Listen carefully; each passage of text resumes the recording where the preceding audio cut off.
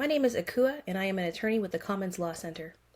In this video, we will cover what a power of attorney is and how this tool can help you plan for the future.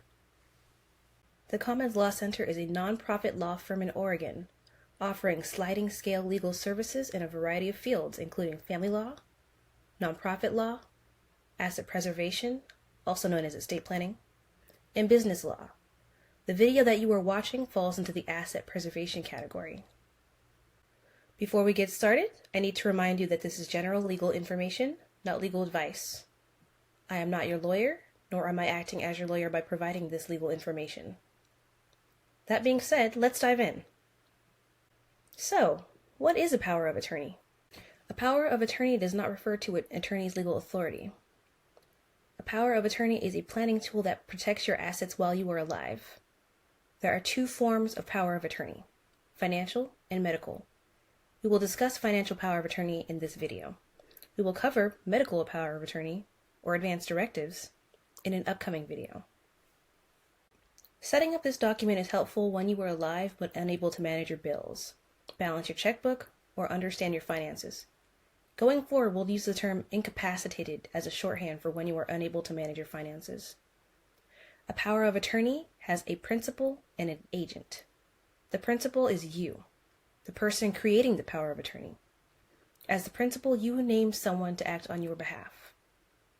The agent is the person you choose to act on your behalf to manage your assets when you are unable to do so yourself. Typically, you would talk to your agent before formally appointing them to ensure that they understand your instructions and priorities in case the need to use the power of attorney arises. So who can be your agent? Anyone 18 years of age and older who is not incapacitated themselves, because if your agent can't take care of their own affairs, then they can't be held responsible for someone else's. Beyond that, there are no additional requirements. The person you appoint to be your agent steps into your financial shoes and acts on your behalf and for your benefit. The agent's powers include typical financial transactions such as signing checks on your behalf, selling property as needed to pay for your care, filing taxes, and any other guideline or direction you've specified.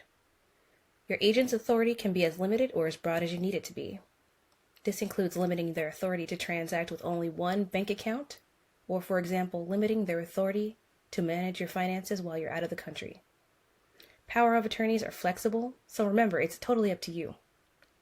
Your agent's authority over your assets will end upon your death, or by you revoking the power in writing. A common concern with the power of attorney is that your agent may be tempted to abuse their authority and use it at times or in ways you would not intend. Remember, as a principal, you have the power to limit the authority you give your agent. For example, there are two ways you can limit your agent's actions. First, you can limit the scope of your agent's authority to certain assets. Second, you could provide an order for your assets to be used up. This way, your agent can't use up certain assets before others. The risk of abuse or fraud is greater when you are incapacitated because you are unable to protect yourself. This is why it is very important that you choose an agent that you trust and you will know will act in your best interest. So when does a power of attorney kick in? Financial power of attorney can be drafted to kick in or become effective the moment the document is signed, or it can take effect when you are incapacitated. A power of attorney can either be springing or durable. We refer to a power of attorney that goes into effect immediately after signing as durable. You still hold all the power over your assets that you had before the power of attorney was signed. The difference is, now your agent can access and manage your finances as you need. A durable power of attorney is useful because your agent does not have to wait for a doctor to declare that you are incapacitated before they have the authority to get your finances in order. Your other option is reserving the power of attorney for when you are declared incapacitated.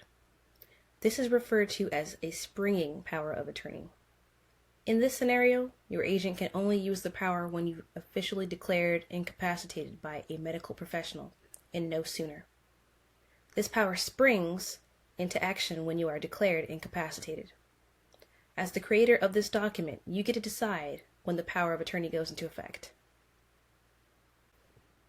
If you are unable to manage your financial affairs and don't have a power of attorney already set up, your loved ones may have to hire an attorney in order to have the court appoint someone to manage your assets, commonly called a conservator.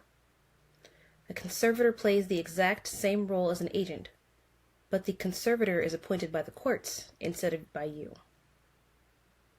So what happens if a power of attorney hasn't already been set up?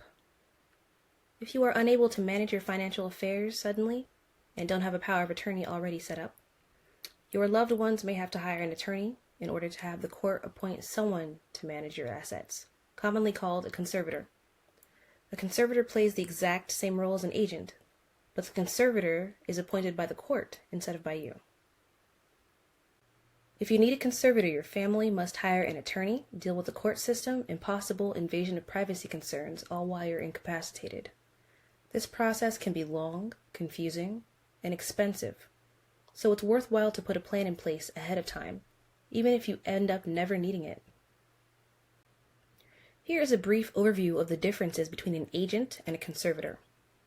Both an agent and conservator will act in your best interest when you are incapacitated.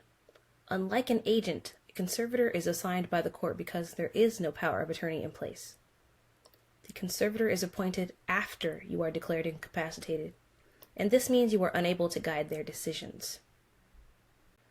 In closing, having a power of attorney prevents your loved ones from dealing with the stress of going to court while you are incapacitated.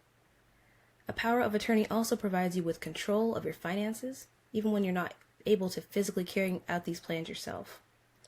Your agent's authority can be as broad or as limited as you'd like, and you can provide them with guidance.